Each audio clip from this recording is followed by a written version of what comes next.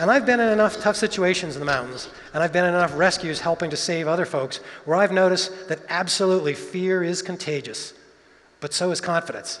And you want to be the person to try and project some confidence even in that moment of fear, in that moment of crisis. It doesn't mean you have all the answers yet, but by projecting some confidence, basically what you're going to do is spark resilience.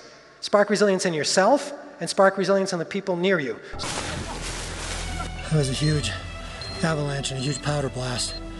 Just harrowing. And joining me now on the phone from Everest is mountain climber Jim Davidson, who's stranded on Mount Everest at this point. What had happened is just as I reached for the zipper, the earthquake hit us on the glacier. And our tent and the entire glacier shot up into the air about 8 inches. We hovered there for a second, and then the whole thing dropped back down. And we just bobbed up and down like being in a life raft on the ocean. Here comes the powder blast! I spoke with Jim Davidson. He's a climber from Fort Collins, Colorado. He survived the earthquake and the avalanche. But I could see those avalanches where they'd come down. One of them came down 4,000 feet off the west ridge of Everest and had gotten to within 500 yards of our tent. The other one came down 6,000 vertical feet from the 25,000 foot of Nuptse and has stopped about 200 yards from our tent. Jim Davidson, a climber from Colorado, survived the avalanche. He is with us on the telephone now from Everest Base Camp. Good morning. Good morning, this is Jim.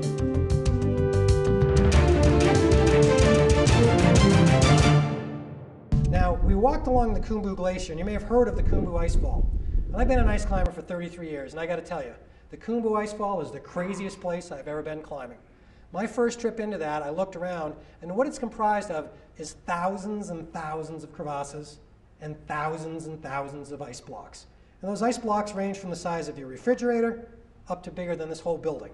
And all those ice blocks are leaning on each other. And there goes Fred, up the ladder.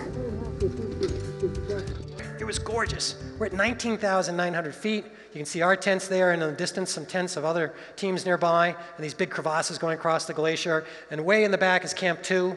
And it's April 25th, 2015. And the day we moved up into the icefall is the day the earthquake struck. Holy schmoly. It sounded like it rumbled off Nuptse. But then I thought I heard another one over there, but it's hard to tell. The sound was bouncing around too. And so you're in this situation. You're scared. You're not exactly sure just what happened. And so the question is, how should you behave in those circumstances?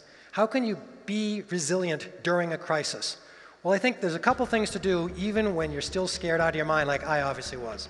Number one is to have some situational awareness. What is happening around us? There's an avalanche here, there's an avalanche there.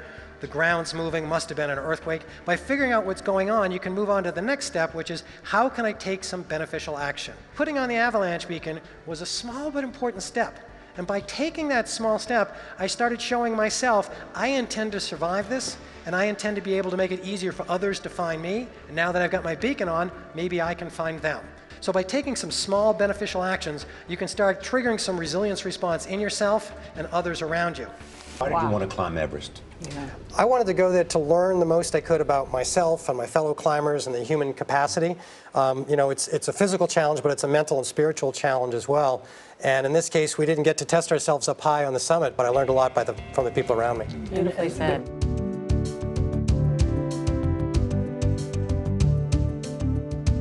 After a difficult period, how can you still be resilient? I think a couple key things come up. First of all, you've got to stay engaged.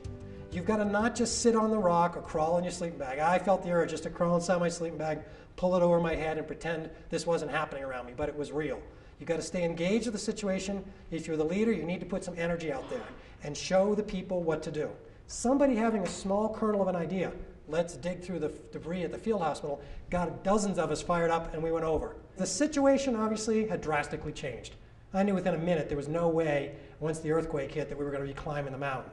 But we were still trying to act like a team of climbers, supporting one another, helping out strangers, helping out the community we're in. And upholding those core values, whether we're climbing the mountain or moving rocks, was key. Your core values remain the same. You maintain your culture, you uphold your visions no matter what. That's what you do as professionals, that's what you do as a top quality team.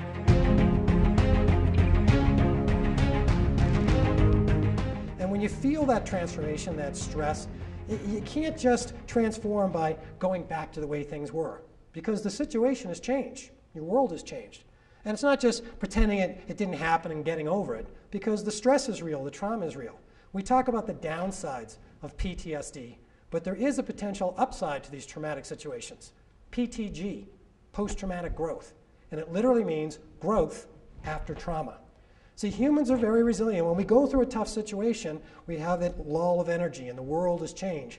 Now, post-traumatic growth doesn't make the trauma go away, and it doesn't bring back the people that are wounded. The situation has changed, the trauma is real. But by struggling with the mess and the meaning a little bit, you can start to understand, how has this changed my world? You try and create a new world, and you distill lessons and wisdoms from those difficult situations, and you start reapplying it. And that's how we learn as a species, we learn as individuals, we learn as a work group. We find out what didn't work, we change our pattern, and we reapply it. And really, you're forging a new reality. You're applying the resilience and the lessons you've learned to improve yourself, to improve your organization, your workplace, as well as your community.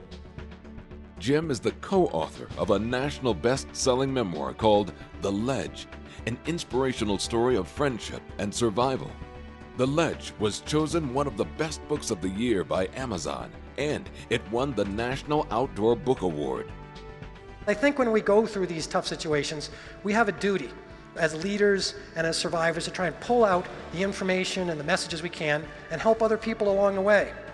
You see, through trust and resilience, you can serve other people and help them succeed. There's going to be challenges. There's going to be big opportunities. Through teamwork and through service excellence, that's how you can raise your team up to an even higher level. And then even magnify what you've learned through servant leadership, and again, help even more people. Thank you for everything you do, and thanks for listening.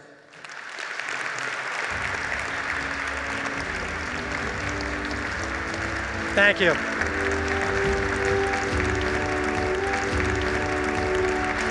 Very good. Thanks, Bob. Thank you.